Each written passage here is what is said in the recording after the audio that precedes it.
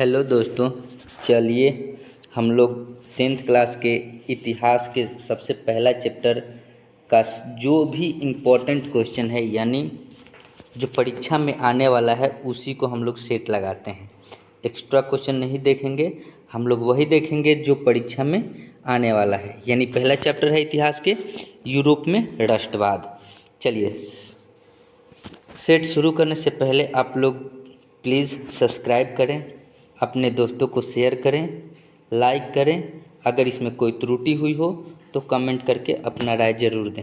चलिए हम लोग शुरू करते हैं। पहला क्वेश्चन कह रहा है कि 1871 में कौन सी संधि हुई थी। तो 1871 में जो संधि हुई थी, ये संधि था फ्रैंकफर्ट की संधि, ऑप्शन नंबर ए। ठीक है, चलिए कौन सी संधि हुई थी? फ्रैंकफर्ट की संधि हुई थी, ठीक ना। चलिए दूसरा क्वेश्चन देखते हैं कि 1830 के क्रांति के बाद 1830 के क्रांति के बाद फ्रांस में किस प्रकार का शासन व्यवस्था स्थापित हुआ।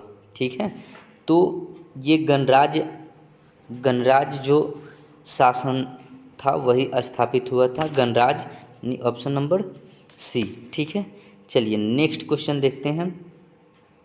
जर्मनी के एकीकरण के लिए कौन उत्तरदायी था? तो इसके लिए मेजनी उत्तरदायी थे।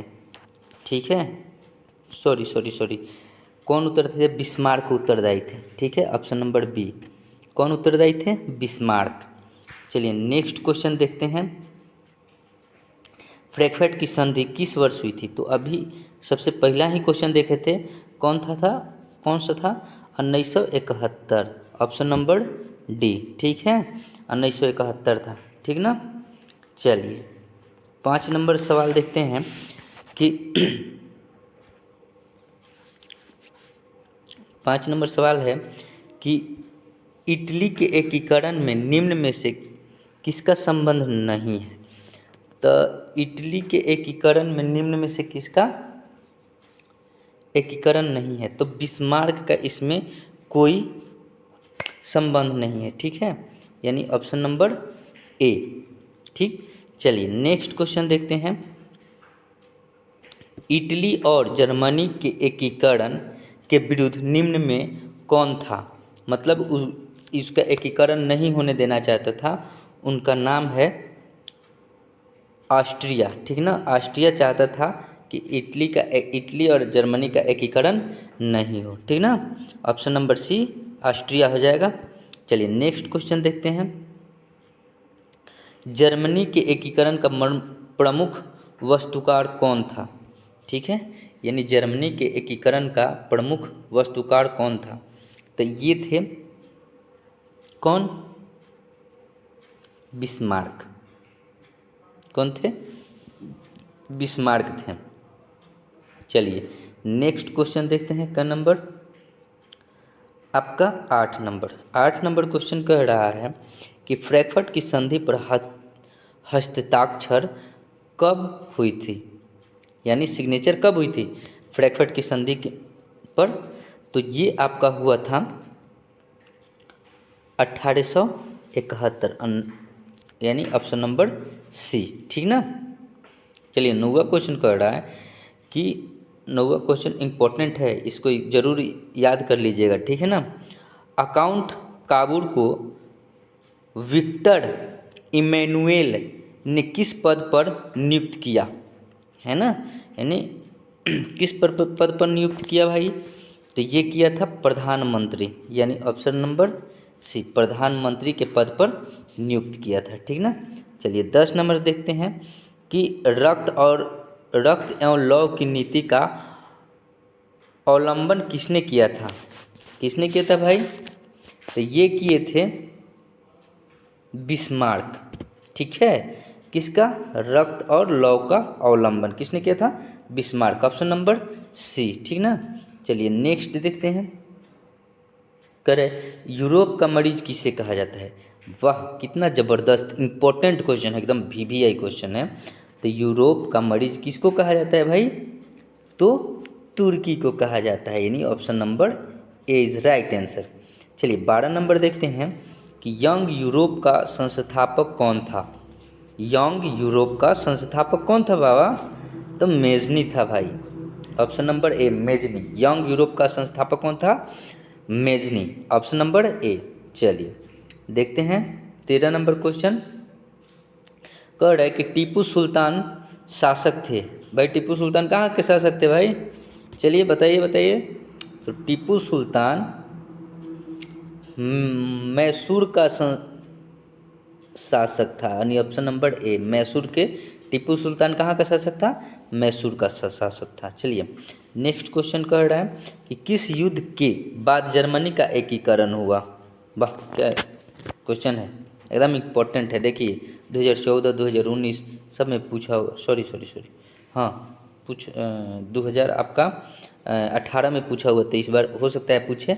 चलिए इसका देखिए 14 का आंसर कि किस युद्ध के बाद जर्मनी का एकीकरण हुआ था? तो ये सेडान का युद्ध, यानी ऑप्शन नंबर 2 सेडान के युद्ध के बाद ही जर्मनी का एकीकरण हुआ, ठीक ना। चलिए नेक्स्ट देखते हैं 15 नंबर कि गैरीबल्डी पेशे से क्या था? वाह देखिए 22 में पूछा है, 23 में नहीं पूछा है, तो 24 में भी पूछ सकता है, इम्पोर्टेंट है, ठीक ना। तो आप देखिए कि गैरीबल्डी पेशे से क्या था भाई? आते ये एक नाविक था, नाव चलाता था गैरीबल्डी, ठीक ना, नाविक था गैरीबल्डी। कौन पेशे से क्या था? नाविक था। 16 नंबर का है कि जर्मनी ईराइन राज्य का निर्माण किसने किया था? जर्मनी राइन राज्य का निर्माण किसने किया था? तो ये नेपोलियन बोनापार्ट ने किए थे। Option number B. किसने किया था? नेपोलियन बोनापार्ट ने किए थे, ठीक ना। चलिए 17 नंबर का है कि सन 1870 में फ्रांस और प्रसा के बीच युद्ध कहाँ हुआ था? वाह ये भी इम्पोर्टेंट है, 2015 में पूछा गया सवाल है। तो ये हुआ था सेडान में। कहाँ हुआ था बाबा? तो सेडान में, ऑप्शन नंबर ए, ठीक ना। यानी 1970 में फ्रांस और प्रसा के बीच युद्ध कहाँ हुआ था? तो सेडान में हुआ था। चलिए नेक्स्ट क्वेश्चन देखते हैं हम लोग 18 नंबर क्वेश्चन कह रहा है कि इटली के एकीकरण में निम्न में किसने योगदान किया था?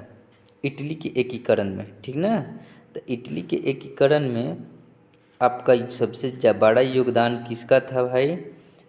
तो मेजनी का भी था, गैरीबल्डी का भी था, काउंटर काबुर का भी था, यानी ऑप्शन नंबर डी सही होगा, यानी इन तीनों का योगदान था, ठीक ना।